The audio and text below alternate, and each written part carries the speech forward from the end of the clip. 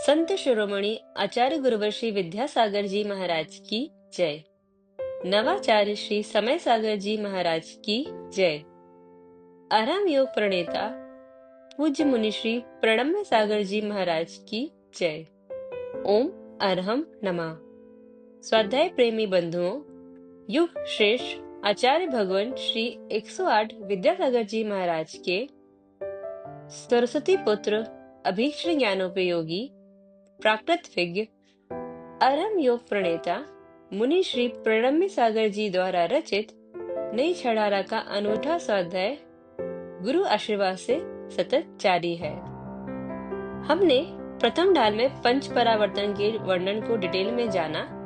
ढाल 2, जिसमें सम्यक दर्शन का प्रैक्टिकल स्वरूप मुनि श्री ने बड़े ही सरल और सुंदर तरीके से समझाया है, जिससे हमारे अंदर देव शास्त्र गुरु के प्रति श्रद्धा और दृढ़ होगा।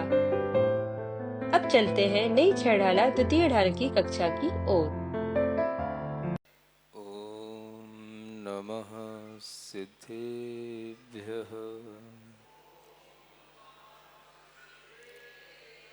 ओम नमः सिद्धेभ्यः।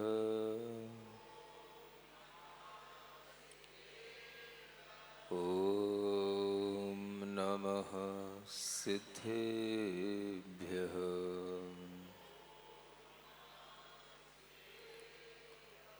तीन लोक में चार हैं, मंगल शरण व श्रेष्ठ, अरहत सिद्ध व साधुगण, धर्म जैन जग ज्येष्ठ, तीर्थंकर जिन देव की, जिन वाणी को ध्याय, सार्वधर्म संक्षेप से, कहूँ चित्त हुलसाय। देवादिदेव आदिम तीर्थंकर श्री आदिनाथ भगवान ने की, वर्तमान शासन नायक श्री वर्धमान महावीर भगवान ने की, परम पूज्य आचार्य गुरुवर श्री विद्यासागर जी महाराज की। यह वर्णन उज्जैनी नगरी से प्रारंभ होता है, जहां के राजा हैं श्री वर्मा और जिनके 4 मंत्री हैं, जिनके नाम बलि, बृहस्पति, नमुची और प्रहलाद, ये उनके मंत्रियों के नाम हैं। तरह तरह के संयोग कर्म के योग से सभी के लिए बनते हैं, घर में भी बनते हैं, आप लोगों के साथ भी बनते हैं, सामान्य लोगों के साथ भी बनते हैं और विशेष लोगों के साथ भी बनते हैं। राजा है, राजा के लिए भी संयोग जो भी बनेंगे उसके भी अपने कर्म फल से बनेंगे, क्योंकि दुनिया में जो भी अच्छे या बुरे संयोग मिलते हैं वह सब कर्म फल से बनते हैं। राजा के लिए ये एक ऐसा विचित्र संयोग बनता है कि राजा के अंदर जैन धर्म के प्रति सद्भाव रहता है,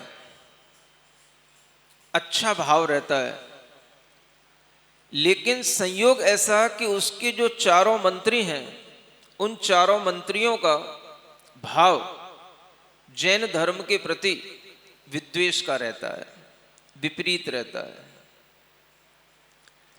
प्रत्येक व्यक्ति के अपने अपने भाव या तो पूर्व के संस्कारों से प्राप्त होते हैं या वर्तमान में कुछ शिक्षा से अर्जित होते हैं। उन 4 मंत्रियों का अपना भाव हमेशा इस तरह का रहता है कि वह कुछ ना कुछ अपने अंदर जैन धर्म, जैन साधु, जैन तीर्थ के प्रति कुछ ना कुछ अपने मन के अंदर एक विकृत भाव बनाए रखते हैं।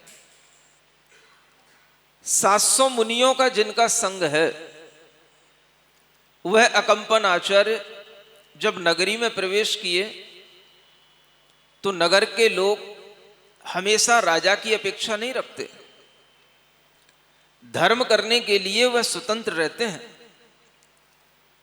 और कभी कभी आप देखते हैं कि प्रजा अपने आप धर्म के प्रति आकर्षित होती हुई साधु संतों के निकट पहुंच जाती है।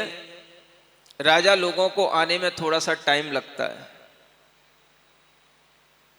सुन रहे हो? जब राजा ने अपने महल पर खड़े होकर के यह देखा कि प्रजा दौड़ी चली जा रही है, सबकी वाहन, सबके कदम एक ही ओर क्यों चले जा रहे हैं, और राजा देख रहा है कि ये प्रजा किधर की ओर दौड़ती चली जा रही है, तो उसने अपने पास में खड़े मंत्री से पूछा कि इस शहर में ऐसा कौन सा उत्सव आ गया है कि ये प्रजा सब एक ही ओर दौड़ती चली जा रही है। तो मंत्री ने बताया कि इस शहर में कोई साधु आए हैं, बड़े आचार्य हैं, बड़ा विशाल संघ है, और फिर अपना विद्वेष भाव से कहता है वो सभी नंगे साधु हैं, उनको देखने के लिए यह प्रजा उनके दर्शन करने के लिए जा रही है। राजा देखता है प्रजा बड़े उत्साह के साथ में उन साधुओं के दर्शन के लिए जा रही है, हाथ में कुछ ना कुछ द्रव्य लिए जा रही है। तो राजा के मन में भी भाव आता है कि मैं भी उन साधु के दर्शन करने के लिए चलूं। राजा के मन में ये एक सहज भाव प्रजा को देख करके आया। तो राजा सोचता है मैं राजा बाद में हूं, पहले मेरा भी अपना कोई धर्म है। प्रजा जा रही है दर्शन करने, मुझे भी चलना चाहिए। उसके मन में भाव हुआ। मंत्रियों ने रोकने की कोशिश की, लेकिन राजा से डायरेक्ट किसी भी तरह का कोई ज्यादा नकारात्मक भाव रखना भी गलत होता है। मन नहीं भी है तो भी राजा की ही बात को सर्वप्रथम आगे करके चलना पड़ता है। तो वह चारों मंत्री राजा के साथ बेमन से चल तो दिए, लेकिन उनके अंदर एक विद्वेष भाव आ गया। आचार्य अकंपन एक दिव्य ज्ञानी पुरुष थे। उनके अंदर परिस्थिति को लेकर के इस बात को समझने का ज्ञान था कि यहां पर क्या घटित हो सकता है, और उन्होंने यह अपने दिव्य ज्ञान से जान लिया कि यहां का राजा और जो यहां के मंत्री हैं, इनके बीच में जो आपस में कोई भी तरह का एक विचार भेद है, वो विचार भेद हमारे लिए भी कष्ट का कारण बन सकता है, हमारे संघ के लिए आपत्ति का कारण बन सकता है। ये बात उन अकंपन आचार्य ने समझ ली। इसलिए उन्होंने अपने संघ में एक उद्घोषणा की। सुना जा रहा है कि राजा यहां पर दर्शन के लिए आ रहे हैं और उनके साथ में उनके मंत्री लोग भी आ रहे हैं। आप सब मुनि महाराजों से मेरा कहना है कि आप किसी से भी किसी भी तरह की कोई बातचीत ना करें, क्योंकि कोई भी तरह की अगर बात बिगड़ती है तो बातचीत करने से बिगड़ती है। मौन रखा जाए। किसी भी तरह से कोई भी वचन व्यापार करेंगे, कुछ भी, एक व्यक्ति सहज भाव से भी कोई कहता है, दूसरा व्यक्ति उसका माखौल उड़ा सकता है, उसका उपहास कर सकता है, किसी को वह बात बुरी लग सकती है और उसी के कारण से बात बिगड़ भी जाती है। तो जहां बात बिगड़ने की संभावना हो, बड़े बड़े आचार्य कहते हैं उस स्थान पर चुप रहा जाए। सुन रहे हो? आप भी अपने घर में अगर शांति चाहते हैं तो आप भी अपने घर में यह नियम बना सकते हैं, भोजन के समय पर सब लोग मौन होकर के भोजन करेंगे। सुन रहे हो? बड़ा शांत वातावरण मिलेगा आपको। क्योंकि भोजन के समय पर बोलते से और ज्यादा भोजन के स्वाद में भी कमी आ जाती है। नहीं सुन रहे हो? अगर आप मौन पूर्वक भोजन करोगे तो आपका सारा फोकस कहां रहेगा? भोजन के टेस्ट पर रहेगा। जो भोजन आप कर रहे हो उस भोजन का भीतर से जब आप स्वाद लोगे तो आपके शरीर में भी वो भोजन लगेगा। और भोजन के समय पर अगर आपके सामने कोई बातचीत करने वाली चीजें ना हो, कोई भी आपके सामने मोबाइल आदि ना हो, ऐसी कोई चीजें ना हो जिससे आपके लिए किसी भी तरह का डिस्ट्रैक्शन हो रहा हो, तो आपके लिए वह भोजन आपकी मानसिक शक्ति और मानसिक शांति के लिए भी वह भोजन काम करने लग जाएगा। सुनते हो?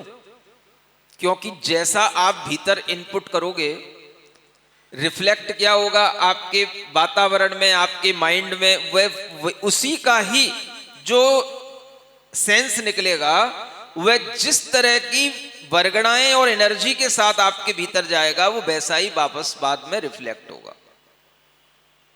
इसलिए ये बहुत अच्छी नियमावली है। भोजन के समय पर तो कम से कम मौन होना ही चाहिए। ये नियमावली गृहस्थ भी अपने घरों में लागू कर सकते हैं। और इससे अगर मान लो आपका ये संस्कार आपके घर में शुरू हो गया तो देखो, संस्कारों की परंपरा का क्या लाभ होता है। मान लो कोई बच्चे हैं जो आज उत्पन्न हुए हैं, ये भी जब बड़े होंगे तो उन्हें पता होगा कि भोजन के समय पर हमारे घर में मौन रहा जाता है, कुछ देखा नहीं जाता, कुछ बोला नहीं जाता, तो वे टीवी, मोबाइल, इन सब चीजों से भी अपने आप को बचाकर रखेंगे। तो आपके लिए बाद में उनसे कहना नहीं पड़ेगा, बेटा भोजन के समय पे मोबाइल अलग कर दे। सुनते हो कि नहीं? ये कब संभव है? जब बच्चा मोबाइल पकड़ ले और भोजन करे तब उसका मोबाइल छीनोगे, तब संभव है? या इसके लिए आपको तब से सोचना पड़ेगा जब से बच्चा गर्भ में आया है? सुन रहे हो कि नहीं? अगर आप चाहते हो कि हमारे घर में जन्म लेने वाले बच्चों के अंदर ऐसे संस्कार रहें, तो ये प्रैक्टिस आपको पहले से करनी पड़ेगी। जब आपके गर्भ में बच्चा आए उससे पहले ही आपको यह सोच लेना है कि हम बच्चे के लिए अगर अच्छा जीवन चाहते हैं तो हम पहले ये नियम अपने लिए लागू करना शुरू कर दें। जब हम भोजन करेंगे मोबाइल नहीं देखेंगे, टीवी नहीं देखेंगे, तब जाकर के बच्चा बड़ा होते होते यह सब संस्कार देखते सुनते सुनते उसके अंदर यह संस्कार आ जाएगा। जब वह बड़ा होने पर पाएगा कि मेरे घर में इस तरह से नहीं होता, तो वह उस संस्कार में रम जाएगा। आपको उससे अलग से मना करने के लिए किचकिच नहीं करनी पड़ेगी।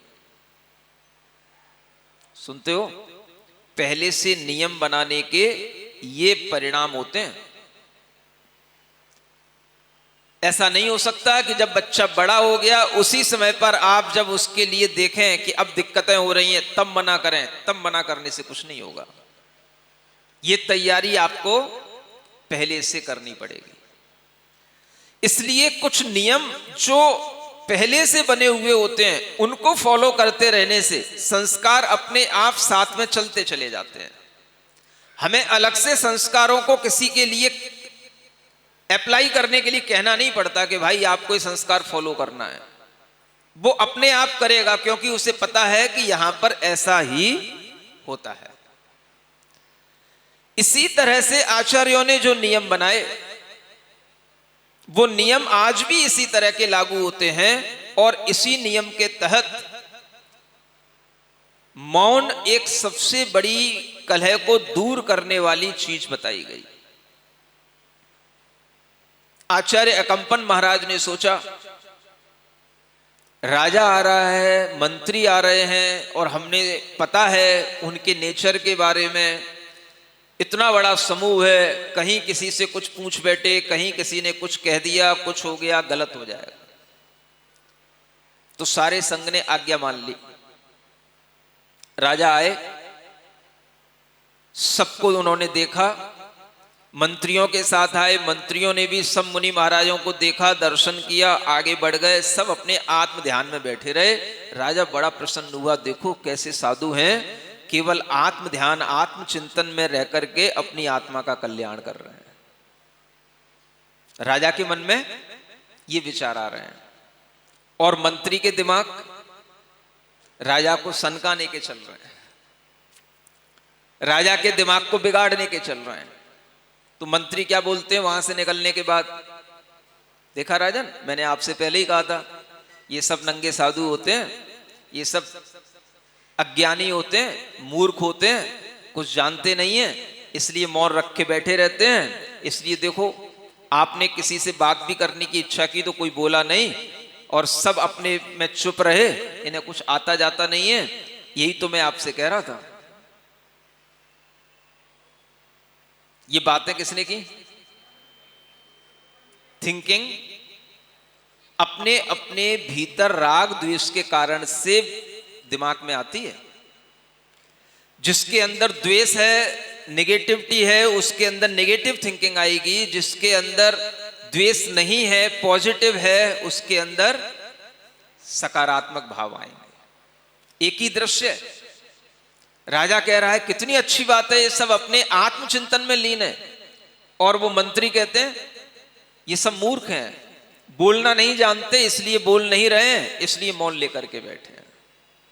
राजा ने उनकी बातों को सुनकर के भी ये समझ लिया कि इन मंत्रियों के अंदर कहीं ना कहीं इन मुनियों के प्रति द्वेष है, और ये द्वेष अच्छा नहीं है। ये किसी का लिए कुछ भी ना गलत भाव कर रहे हैं, ना कोई गलत कार्य कर रहे हैं, और फिर भी इनके प्रति इस तरह का विचार रखना। तो राजा ने मन में सोच तो लिया मंत्रियों की बात सुनकर के, लेकिन कहा कुछ नहीं, क्योंकि अभी कुछ कहेंगे तो बात बिगड़ जाएगी। भाई, मंत्रिमंडल को भी संभाल के चलना पड़ता है, नहीं तो तुरंत ही कोई इस्तीफा दे दे।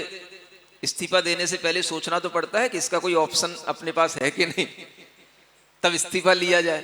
तो राजा ने उस समय कुछ नहीं कहा, बात आगे बढ़ गई। राजा अपने घर पर पहुंच गया, अपने राजमहल में पहुंच गया। राजमहल में जाते जाते एक रास्ते में उन्हें मुनि महाराज मिल गए। अभी पहुंचा नहीं, पहुंचते पहुंचते रास्ते में उन्हें एक मुनि महाराज मिल गए, और मंत्री भी उस समय राजा के साथ में ही थे। और वह मुनि महाराज ने आचार्य की आज्ञा सुन नहीं पाई थी, क्योंकि वह आहार चर्या के लिए निकल गए थे और वहां से आहार करके लौट रहे थे। सुनते हो, जो संयोग बनने रहते हैं वो बन ही जाते हैं। अब जब वो मुनि महाराज लौट करके आ रहे थे तो उन मंत्रियों ने उनको देख करके, देखो महाराज, अपने राजन से कहते, राजा से, देखो राजा, ये हैं मुनि महाराज, ये लौट करके आ रहे हैं। कुछ उनके ऊपर देख करके हास्य किया, व्यंग किया, और कुछ जैन धर्म के प्रति उल्टी सी बात उन्होंने उनके कान में डाल दी। वो मुनि महाराज को बात सुनने में आ गई, और सुनते ही उन्होंने चारों को अपने सामने बुलाया और कहा, तुम में अगर ज्ञान है तो मेरे से शास्त्रार्थ करो, इस तरह से कमेंट्स मत करो। क्या ज्ञान है, तुम क्या सुनना चाहते हो, क्या जानना चाहते हो, मेरे पास बैठो। और राजा भी उस समय साथ में था, तो राजा भी रुकना पड़ा, राजा भी बैठ गया। चारों ने वाद विवाद किया, और उस वाद विवाद में उन मुनि महाराज ने, जिनका नाम श्रुत सागर मुनि महाराज था, उन्होंने उन मंत्रियों के मुंह बंद कर दिए और उनको परास्त कर दिया, और एक तरह से उन्हें कुछ न बोलने के लिए मजबूर कर दिया। अब श्रुत सागर जी की जीत हो गई। वो तो अपने गर्व में चले आए और आकर के अपने आचार्य महाराज से कहा, आज ऐसा ऐसा रास्ते में राजा और मंत्री मिले और हमने उन मंत्रियों का मुंह बंद कर दिया।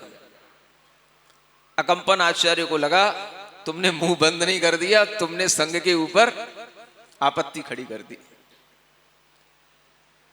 तो उन्होंने उनसे कहा कि आपके लिए जहां शास्त्रार्थ हुआ था, ये विवाद हुआ था, वहीं जाना और वहीं जाकर के आज रात्रि में कायोत्सर्ग करना। आज का उपसर्ग या तो आप झेलो, नहीं तो पूरे संघ को झेलना पड़ सकता है। ये उनकी दूरदृष्टि, दिव्य दृष्टि थी। श्रुत सागर जी पूरे संघ की रक्षा के लिए खुद गए और जाकर के वह रात्रि में उसी स्थान पर कायोत्सर्ग में स्थित हो गए। इधर मंत्रियों को राजा के सामने अपमानित होना पड़ा उन मुनि महाराज को लेकर, तो वो अंदर ही अंदर उबल रहे थे। उस अपमान का दंश उन्हें रात में सोने नहीं दे रहा। चारों ने रात में योजना बनाई कि चलो अपन रात में ही चलते हैं और इनके लिए कुछ बुरा करके आते हैं, और वे रात में ही उस संघ के लिए कुछ अनिष्ट करने के लिए निकल पड़े, अपने अपने हाथ में तलवार आदि लेकर के। और जब वो चले तो रास्ते में उन्हें वे श्रुत सागर जी खड़े हुए मिल गए। सबने कहा आपस में, अपन उनके पास क्यों जाएं? अपना अपमान तो इसी ने किया था ना, और यही यहां खड़ा है। अपन इसी का ही वध करते हैं और इसी से ही अपना बदला लेते हैं। सबके प्रति अपने लिए कोई बदला लेने की भावना नहीं है। तो वह जो चारों मंत्री थे वो चारों एक साथ आए थे, और वह रात्रि में उन मुनि महाराज को अकेला देख करके उनके ऊपर अपनी तलवार चलाने के लिए तैयार हो गए। सुन रहे हो? मुनि महाराज कभी भी विरोधी हिंसा नहीं कर सकते। विरोधी हिंसा समझते हो? सेल्फ डिफेंस में कभी उतर नहीं सकते। तुम मेरे ऊपर वार कर रहे हो तो हम भी अपना बचाव करने के लिए तुम्हारे ऊपर कोई वार करें, ये मुनि महाराज का कार्य कभी होता ही नहीं है। जीवित मरणे समो समड़ो, जीवन और मरण में समान भाव रखते हुए मैं मुनि महाराज हमेशा तपस्या करते हैं। आज जी रहे हैं तो जी रहे हैं, अगर मरने का प्रसंग आ जाएगा तो उतना ही समान भाव स्वीकार करके मरने के लिए भी वे तैयार रहते हैं। सिरिजिणवाणी जग कल्याणी जग जन मदतम मोहरी जणमण हारी गढ़हर हारी जम जरा भव रोग हरि तिथ्य राणम दिव्य झुणिम जो पड़ई सुणई मय्ये धारई राणम सौख मणंतम धर्य सासद मोक्ष पदम पावई सासद मोक्ष पदम पावई। नई छेड़ाला आज का सवाल प्रतियोगिता में आप सभी का स्वागत है। आज का सवाल है, आचार्य अकम्पन महाराज ने अपने मुनियों को मौन रहने के लिए क्यों कहा? मंत्रियों से कलह से बचने के लिए, मानहानि से बचने के लिए, उपवास के कारण या लोक व्यवहार के कारण? कल के सवाल का सही उत्तर है उज्जैनी नगरी। आप अपना जवाब हमें कल शाम 5 बजे तक भेजें। 3 भाग्यशाली विजेताओं को मिलेंगे आकर्षक उपहार। अपना जवाब भेजने के लिए लिंक पर जाएं या QR कोड स्कैन करें। ओम अरहम नमः।